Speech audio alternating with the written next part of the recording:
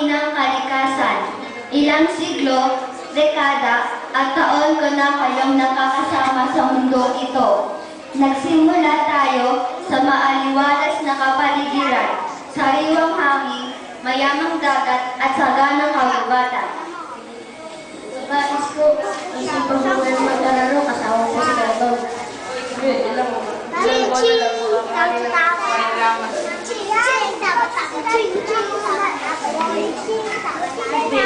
Marami ka ang kasama ni Berto. Agad na makarami na malalaki na sariwa pa. Patuloy natin ang tamang pamamaraan sa pangingisda upang hindi sila maubos.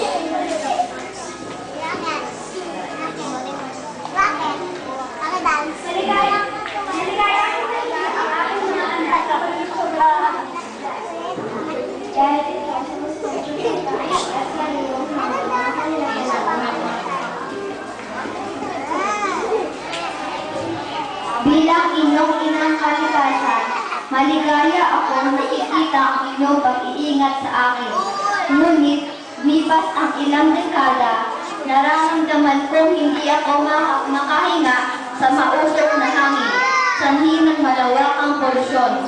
Walang humpay na paggamit ng iligal na pampasabog sa karagatan, pagtatapon ng basura sa maling lugar, at walang tigil na pagputo ng malaking punong kahoy sa kagubatan. Pag hindi tayo makakatulog sa gamitan na natin ang binangon. Oo nga, nakakainip po ako rin ng mga isda. Sinasayang natin ang oras natin. Kaya na rin natin mamatay ang mga liling isda at kanilang mga kiraman.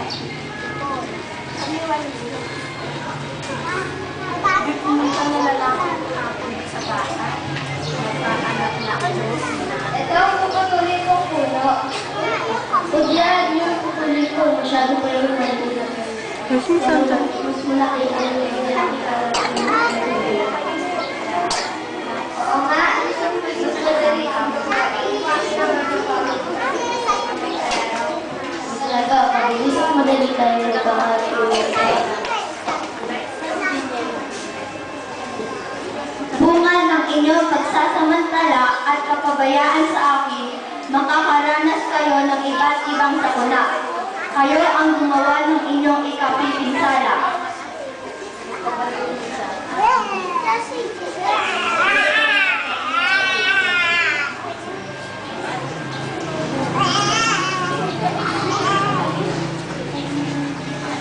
Ma, wala po kami nakakaya at wala po kami ulam.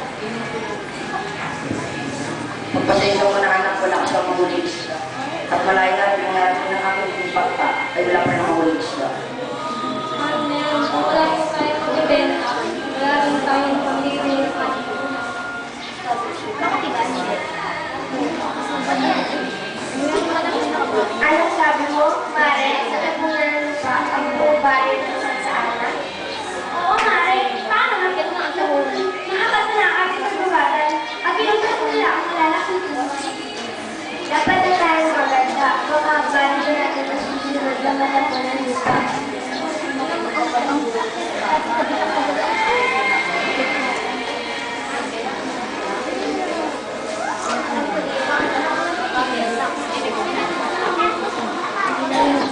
Nalulungkot ako, Sir Marley, sa kanaman ng pagkakalaan sa nilagay sa po sa pagkakalaan. Dahil yan naman, maruming hangin at kapaligiran na malalang dingin, manood.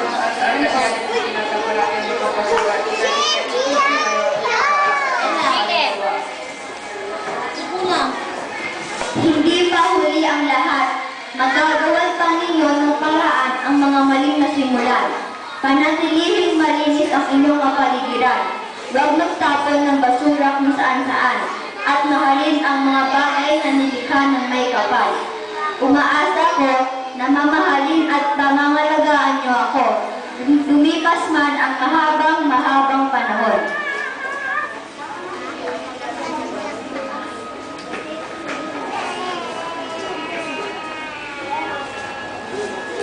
That ends the short skit about ecology.